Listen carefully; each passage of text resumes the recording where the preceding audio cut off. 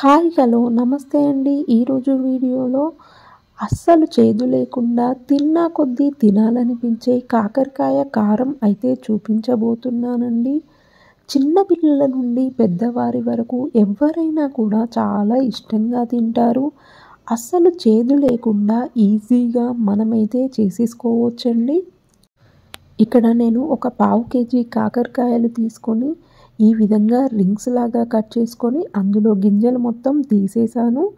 ఇప్పుడు ఈ కాకరకాయలు మొత్తం కూడా ఒక బౌల్లో వేసుకొని అందులో పావు టేబుల్ స్పూన్ ఉప్పు, అలాగే పావు టేబుల్ స్పూన్ పసుపు వేసుకొని ఉప్పు పసుపు మొత్తం కూడా కాకరకాయ ముక్కలకి పట్టేలాగా మంచిగా కలుపుకోండి. పసుపు ఉప్పు వేసి ఈ విధంగా కలపడం వల్ల కాకరకాయలో ఉన్న చేదు మొత్తం పోతుందండి. ఈ విధంగా కలుపుకొని మూత పెట్టేసి ఒక 10 నిమిషాలు వాటిని అలా వదిలేయండి.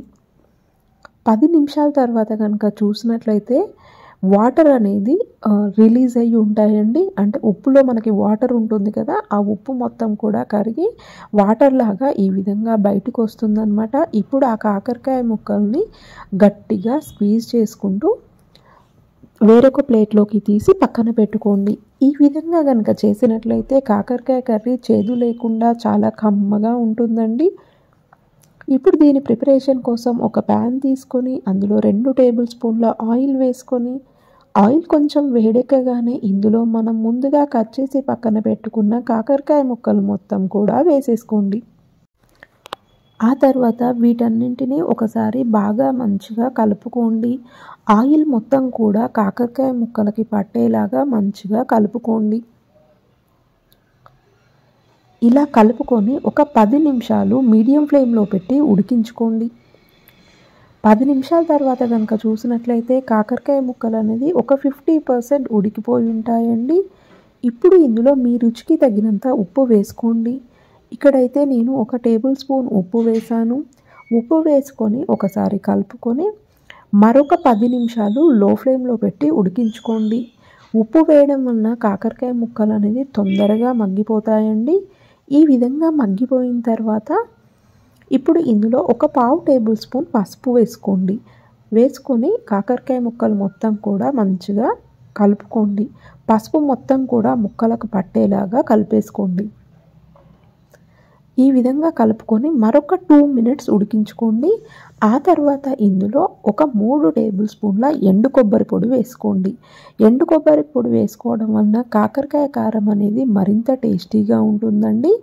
ఎండు కొబ్బరి పొడి వేసుకున్న తర్వాత మీ రుచికి తగినంత కారం వేసుకోండి. ఇక్కడైతే నేను 2 టేబుల్ స్పూన్ల కారం వేసాను. ఎండు కొబ్బరి పొడి వేసాం కాబట్టి కారం కొంచెం ఎక్కువే వేసుకోండి. ఎందుకంటే కొబ్బరిలో కొంచెం స్వీట్నెస్ అనేది ఉంటుంది కాబట్టి కారం కొంచెం ఎక్కువ వేసుకున్నా పర్లేదండి. వేసుకొని మంచిగా మిక్స్ చేసుకొని ఒక 5 మినిట్స్ లో ఫ్లేమ్లో పెట్టి ఉడికించుకోండి. ఆ తర్వాత ఇందులో కొంచెం ఫ్రెష్ కరివేపాకు, అలాగే కొంచెం కొత్తిమీర కూడా వేసేసుకోండి. వేసుకొని మంచిగా ఒకసారి మిక్స్ చేసుకున్నట్లయితే యమ్మీ యమ్మీ టేస్టీగా ఉండే కాకరకాయ కారం అనేది రెడీ అయిపోయిందండి. ఒక్కసారి మీరు కూడా ఈ విధంగా ట్రై చేసి చూడండి, చాలా టేస్టీగా ఉంటుంది. కాకరకాయ ముక్కలు మొత్తం కూడా మనం ఉట్టిగా అలా తీసుకొని తినేలా ఉంటుందండి. అంత టేస్టీగా ఉంటుంది ఈ ఫ్రై అయితే. ఈ వీడియో కనుక మీకు నచ్చినట్లయితే like, share and subscribe. Thank you for watching.